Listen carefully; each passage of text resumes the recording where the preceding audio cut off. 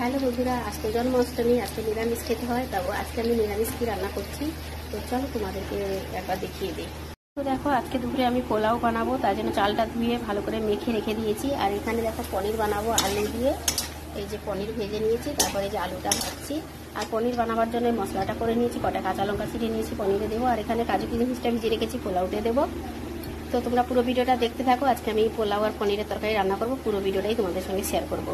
তো দেখো বন্ধুরা, প্রথমে তেলটা দিয়েছি কড়াইতে। তো তেলটা গরম হয়ে যাবে, তেজপাতা কয়েকটা কাঁচা লঙ্কা দিয়ে দিয়েছি। এরপরে আমি মশলাটা দিয়ে দেবো। মশলাটা দিয়ে দিলাম, মশলাটা একটু কষিয়ে নেবো ভালো করে। তো তারপর আমি নুন দিয়ে দিলাম,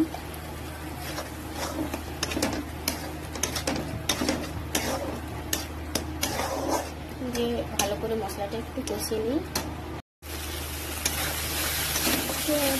মিষ্টি যে মশলাটা আমার ভালো করে কষানো হয়ে গেছে। এবার আমি ভেজে রাখা আলুগুলো দিয়ে দিলাম। আলুগুলো দিয়ে ভালো করে কষিয়ে নেব। তো দেখো, আমি এখন একটু ঢাকাটা খুলে দেখে নেব আলুগুলো হয়েছে কিনা। তরকারিটা তো ফুটছে, হ্যাঁ আলু তো সেদ্ধ হয়ে গেছে দেখছি। তো এর মধ্যে আমি দিয়ে দেবো, এই দেখো হাফ বাটি মতন দুধ। এই দুধটা দিলে আরো ভালো টেস্ট হয়, কালারটাও সুন্দর হয়ে যায়। আমি দুধ দিয়ে দিয়েছি। এরপরে দেখো আমি ক্যাপসিকাম আর কয়েকটা কাঁচা লঙ্কা দিয়ে দিচ্ছি উপর দিয়ে। আবারও আমি ঢেকে দেব, আবার ফুটে যাওয়া অবধি অপেক্ষা করব। তো দেখো, আমি তো ক্যাপসিকাম আর কাঁচা লঙ্কা দিয়ে ঢেকে দিয়েছিলাম। তো চলো এখন দেখি ক্যাপসিকামটা কতটা সেদ্ধ হয়েছে।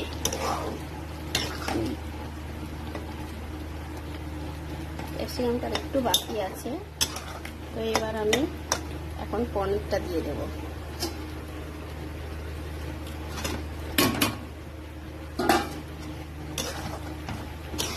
পনিরটা দিয়ে দিলাম, দিয়ে ভালো করে কুচিজ করে দেবো।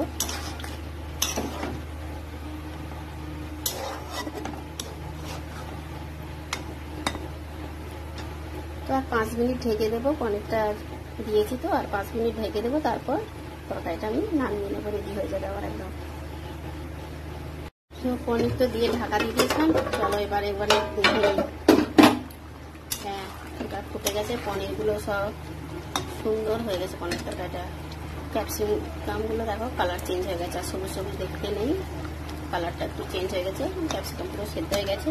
আর দেখো নামার আগে একটু ঘি দিয়ে দিচ্ছি, ঘি দিলে আরও টেস্ট বেড়ে যাবে। সত্যি দেখে তো মনে হচ্ছে আজকে পনির তরকারিটা ভালোই হবে খেতে। তো আমি যেভাবে পনির তরকারি রান্না করি তোমাদের সঙ্গে একটু শেয়ার করলাম। কেমন লাগলো তোমরা অবশ্যই কমেন্টে জানিও। পনিরের তরকারি রেডি, আমি গামলাতে ঢেলে নিয়েছি। তো বন্ধুরা, আমি পোলাও রান্না করব, পুরো ভিডিওটা তোমাদের সঙ্গে শেয়ার করবো, তোমরা কিন্তু দেখতে থেকো। তো দেখো, প্রথমে আমি তেল দিয়ে দিয়েছি, তেলে গরম মশলা তেজপাতা দিয়ে দিয়েছি। তেজপাতা আর গরম মশলাটা হয়ে গেছে। আর এদিকে দেখো অল্প তেলে কাজু কিশমিশটা ভেজে রেখে দিয়েছি। আর এই যে চালটা মেখে রেখেছিলাম, এইটা আবার আমি তেলের উপর দিয়ে দিচ্ছি এখন।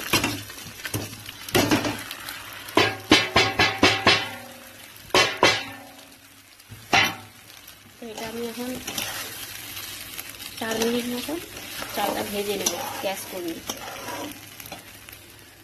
তো দেখো বন্ধুরা, আমার চালটা ভাজা হয়ে গেছে। আর এই দেখো, আমি এই বাটিটাই চাল নিয়েছিলাম, এক বাটি, এই বাটিটা 1 বাটি চাল নিয়েছিলাম, তাই এই বাটির মাপে আমি 2 বাটি জল দিয়ে দিচ্ছি।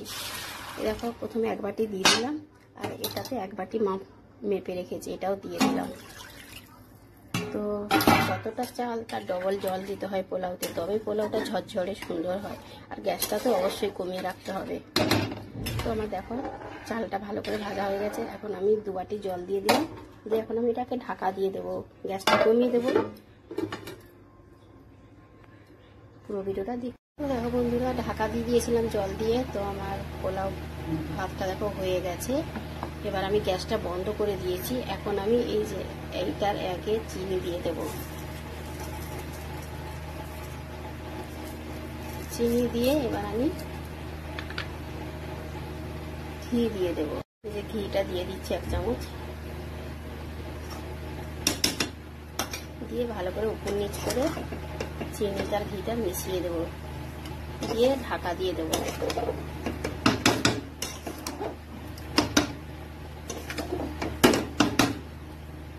তো পুরো ভিডিওটা দেখতে থাকো, আবার পরে ফিরে আসছি। বন্ধুরা, আমার রান্না হয়ে গেছে, পোলাও আর পনিরের তরকারি। দেখো রেডি পুরো, দেখো পোলাও, এদিকে পনির। তো টাটা, মেয়েদের এখন খেতে দেবো।